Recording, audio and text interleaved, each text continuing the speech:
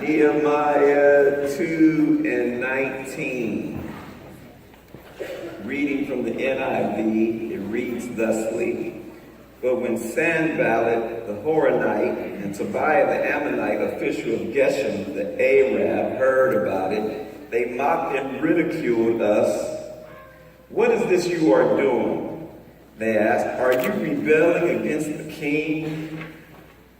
And I answered them, Nehemiah answered them, Sister Helen, and he said to them, "The God of heaven will give us success." Say that with me. The God of heaven will give us success. We, his servants, will start rebuilding, but as for you, this is what you gotta tell your enemy. You gotta tell your enemy every now and then. But as for you, you have no share or any claim or any historic right to what we're doing in Jerusalem. So look at your neighbor and say, "Neighbor, you have nothing to do with God's plan for my life." Back off. God, look at your neighbor and say, God has a plan for success over my life.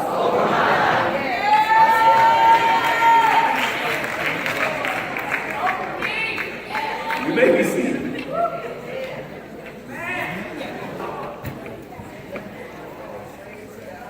Don't think for a minute, when you're trying to do the right thing,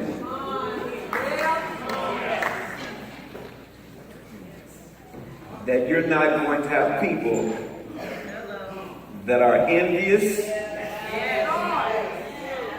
jealous, and literally upset over your victories.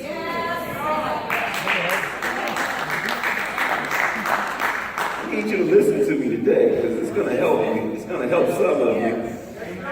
Because the Bible says not only did they mock them for wanting to rebuild something that had been torn down. Do you have anything in your life you want to rebuild? Amen.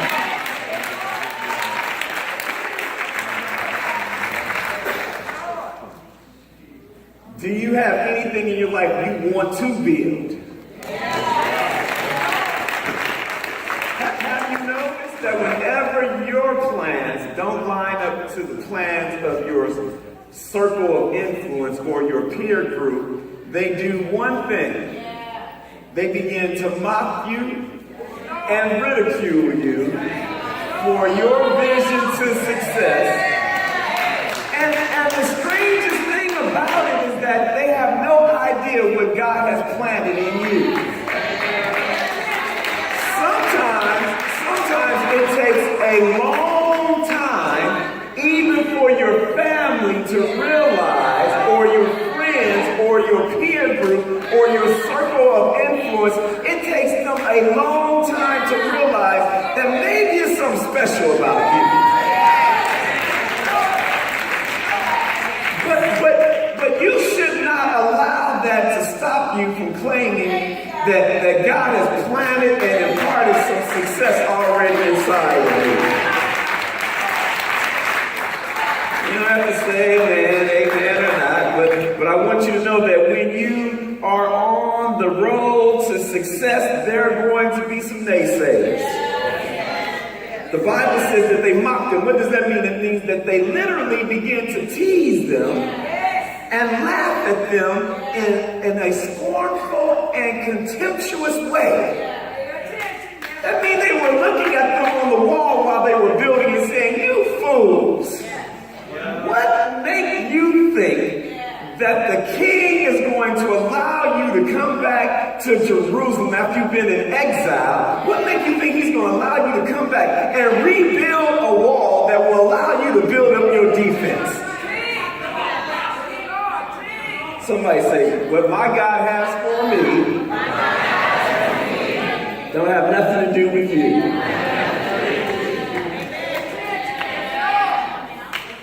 You know, we live in a political correct society. PC. Got to do everything the right way. We can't offend anybody. If you get offended these days, you're just mad. You hurt. Somebody ought to say, man, this new generation can't take a joke.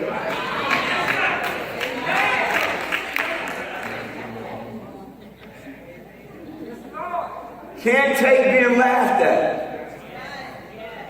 What happens when you're in the boardroom and the boss tells you that your class stinks? If you're not prepared for it in the real world, when you're trying to get to that place, what happens to you when you arrive there and you think you got the best idea and they shoot you down? What do you do then?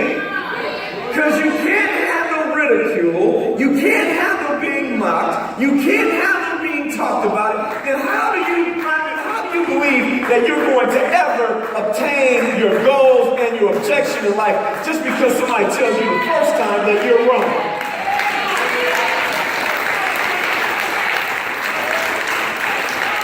Yeah, you can believe me that somebody along the way is going to tell you that what you're doing stinks.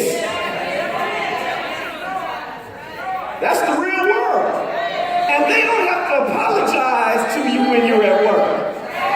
You know what they do when you're at work and they don't like what you're doing? You know what they get rid of you.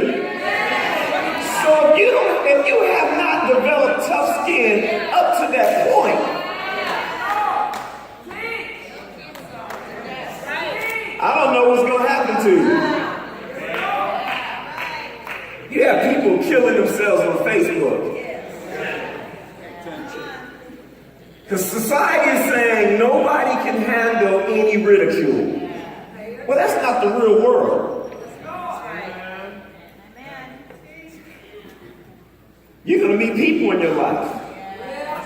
You're going to date people in your life that's going to say some things to you that you don't like.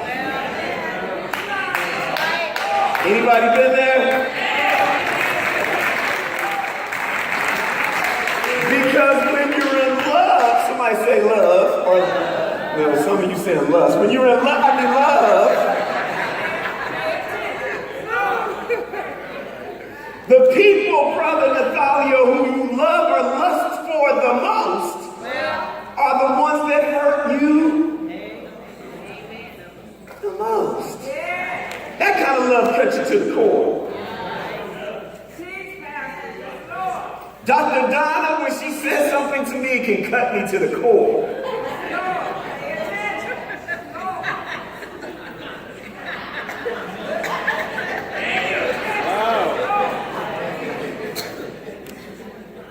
It's all right, I've learned how to shake the enemy off. You can say the devil.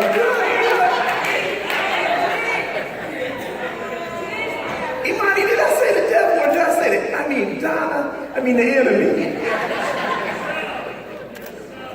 Because I know deep down inside, she's just trying to get my attention.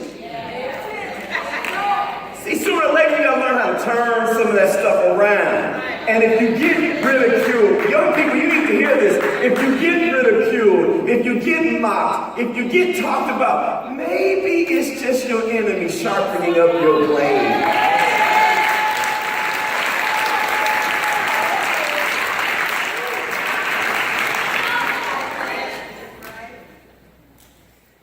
Nobody can take being made fun of anymore. Well, you sure couldn't live in my house.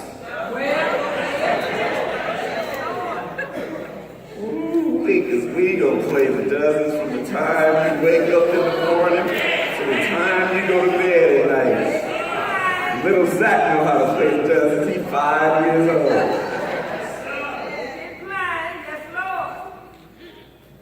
I'm preparing him for anything.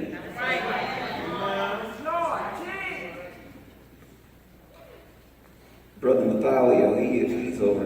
We What's your field? What you do at your job? Missions, but before you did what? You used to tell me all the time, Pastor Zach, that's not politically correct. Dean of Inclusion.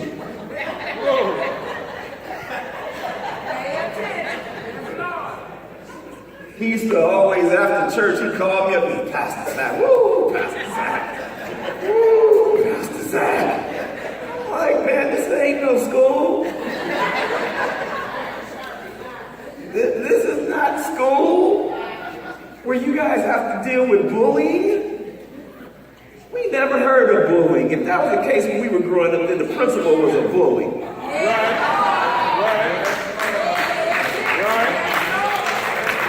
The teacher was a bully. The students in the classroom was a bully. And when you got in trouble, they took you to the office and they beat you. Oh, yeah, I was telling my age. They had this one paddle that when you got in trouble, they used to straighten you out and send you back to your class with a sore behind. You guys don't know nothing about that. And you got the audacity to tell me, I'm just so sensitive.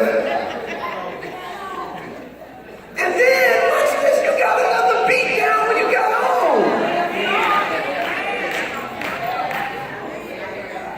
Let me tell you guys, as we just celebrated Black History Month last month, somebody say amen. Well, I want to tell you that my mother and father was one generation removed from slavery. Their parents were born in the 1800s. Hello, they got sisters that were born in 1918. You know what that means?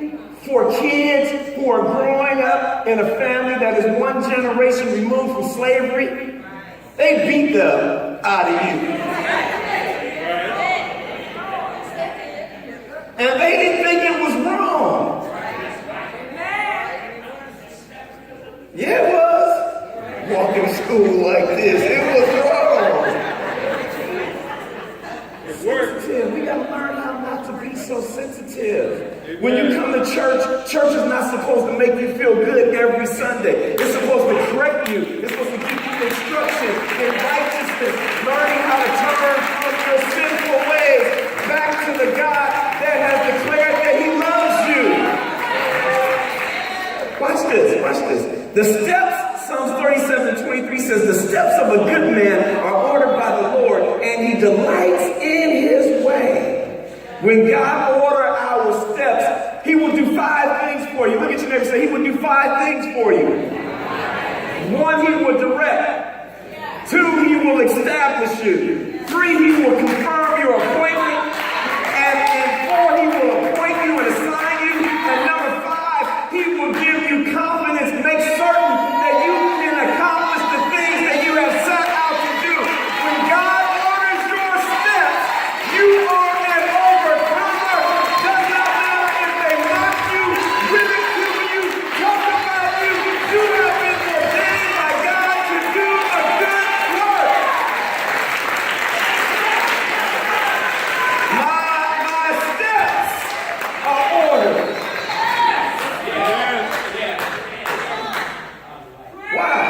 Why? Because God is intentional. He is intentional with us. Our job as believers is to be intentional with Him. How can you expect God to do something for you when you serve Him when you feel like serving Him? How many of you in here know that God is a jealous God? He says He would rather that you serve no other God before Him. That means when you put your job, when you put things and people and places in front of God, God gets jealous over the lack of honor and adoration and glory and praise. You got to make sure that you carve out a piece of time daily to bless the God that is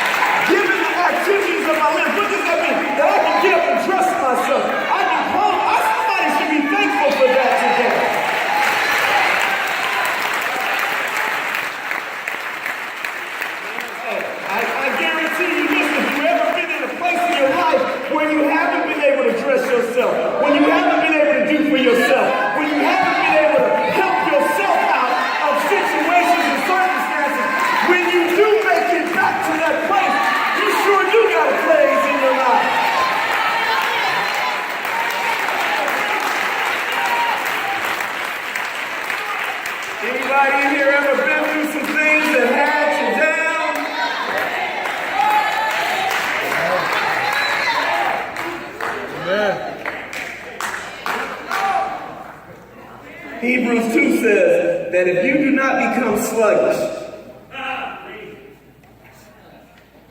sorry, depressed, when ridiculed and mocking and talking about you get in your presence. There's some things you need to do. You need to learn how to imitate those who have been able to survive the ridicule and the mocking and the persecution. Who do you need to imitate? You need to imitate Jesus because he was knocked on the cross. They said, if you are the Son of God, get yourself down from the cross.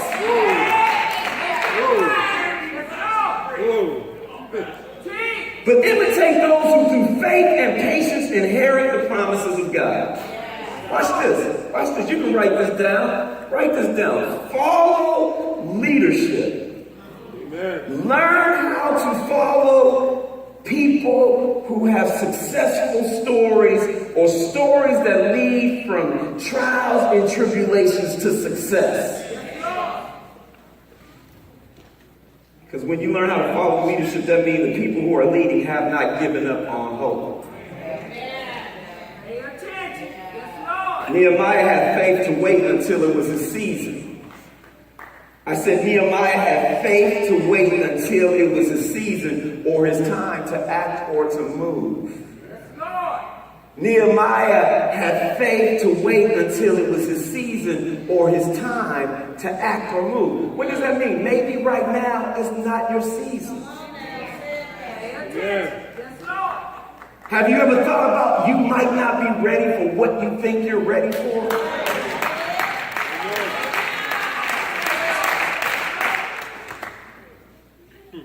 Preacher, that's easier said than done.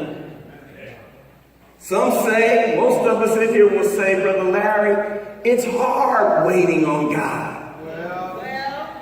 No, it's harder not waiting on God.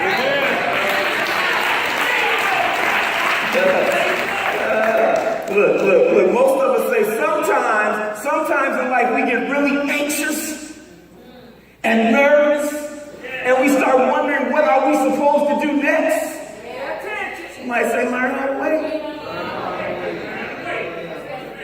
And while you're waiting, learn how to read the word for yourself so that he can speak to you. Look, whenever I get nervous and want to rush ahead of God, there's 3 statements in scripture that give me a calming effect. It calms me down so I'm not in a hurry to get in front of God. Because when you move too fast, you know, old dominoes players, study long or study short and whatever they used to say, they still would lose. Now we got a whole bunch of dominologists in here. Number one, you can write this down. Number 1, if I get anxious and nervous about my direction, about my future, about what God has in store for me, if he has ordered my steps, number 1, I need to learn how to stand still. Stand still and see the salvation of the Lord. That's Exodus 14 and 13. Number two, when I get anxious and I get nervous, I need to learn how to sit still. I need to sit still until you know how the matter will turn out the heart. Sometimes we want to move so quick, but the scripture says, resist the enemy and he will flee from you.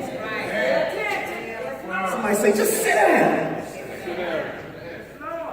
Look, you can't make nobody love you that don't want to be in love with you. Have anybody in here tried?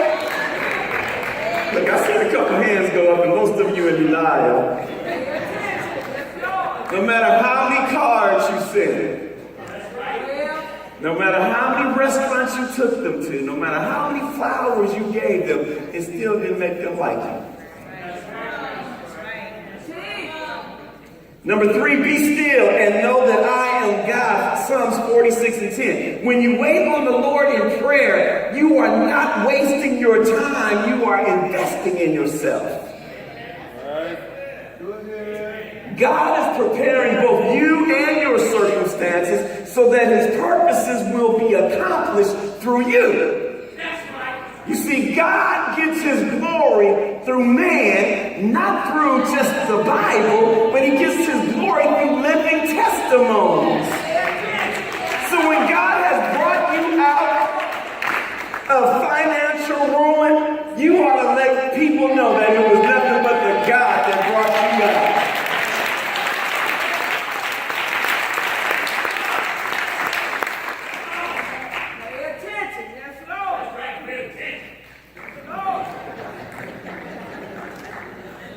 He's way in the back somewhere making all that noise. I don't even see him. Oh, where is he at?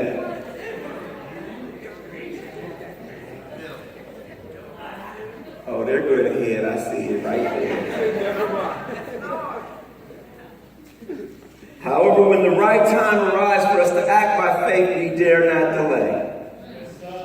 Ask God. Have the courage to make your request known unto God. Your prayer life daily leads to a quicker, sometimes instantaneous response. Become intentional. Become intentional when you change every area of your life. Don't just remain the same. Pay attention when you're about to make some big steps in your life. But pay attention not only in the direction that you're heading in, but pay attention to the people that are around you. Because sometimes, Brother Larry, the people around you can't go with you.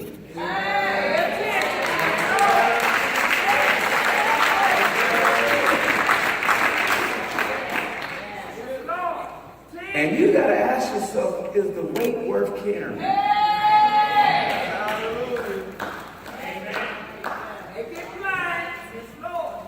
And Brother Bobby, it's real difficult to let go of people that have been around you your entire adult life.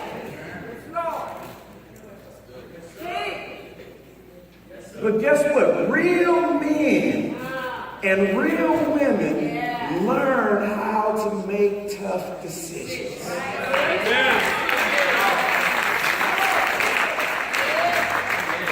If you cannot make tough decisions, it's real difficult for you to win.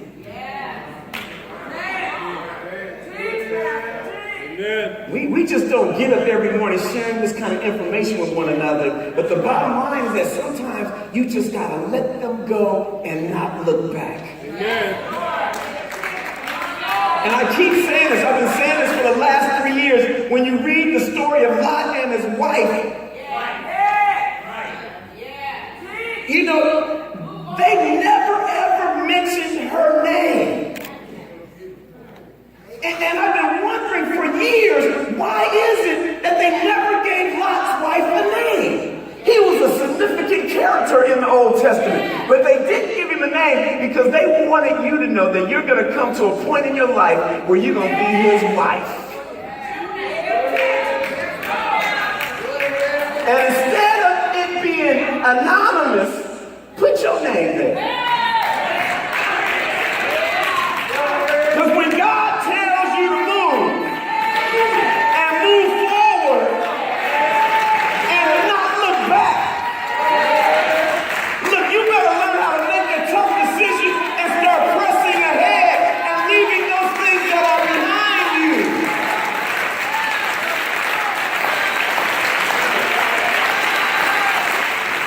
Hey, there's not a lot of people who don't want to admit this, but Brother Bill, guess what? They don't understand that God is trying to tell you something when he's telling you to cut things off.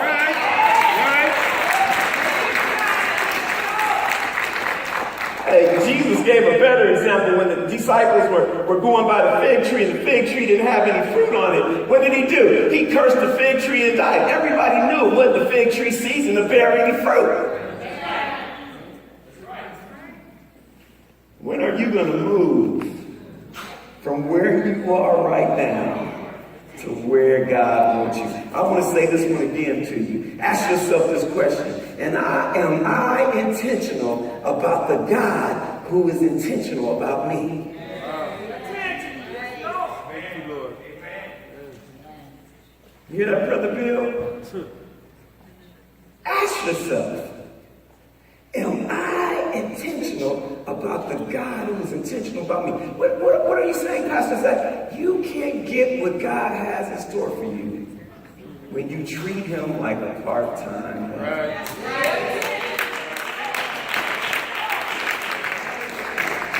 Look, God cannot give you what you have no intentions of getting. Gotta put in the word. God cannot give you what you have no intentions of getting for yourself. Wow. You say you want God to do something for you. But guess what? Are you really willing to do what's necessary to win? Sometimes you have to move forward and not look back. Yes, Lord. Because what's behind you will kill you.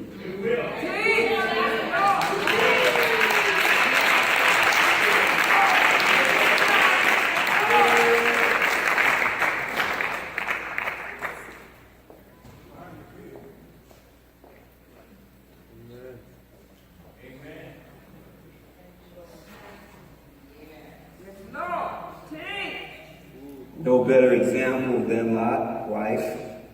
Don't look back.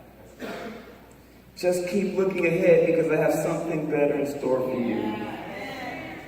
Pay attention. Yes, Lord. Yes, Lord. Nehemiah said to the collective group of people, Sanballat, Tobias, and all of them, said the God of heaven will give us success. But success comes with collective unity. Yes, Lord. Yes, Lord. Amen. And collective unity requires growth in the right now. In Hebrews 11:1 says, now faith is the substance of things hoped for and the evidence of things not seen. And for those of you who are here today who are desiring to move forward collectively as the body of Christ, there's 5 things we need to learn how to do. We need to learn how to share with each other. Stop being so selfish. Because collectively we can win. Come on, give God a hand praise when I say collectively we can win.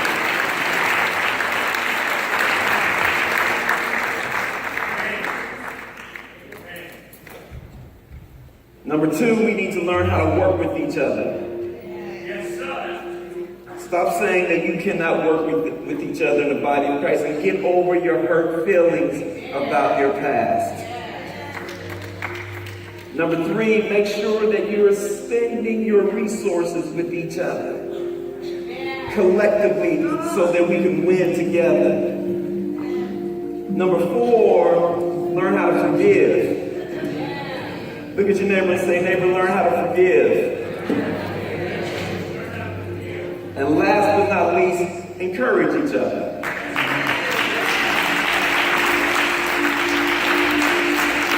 Matter of fact, right now, give your neighbor a high five and say, you can win, you can win.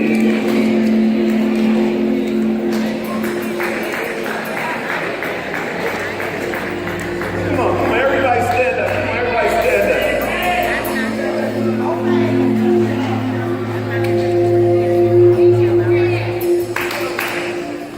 You can win.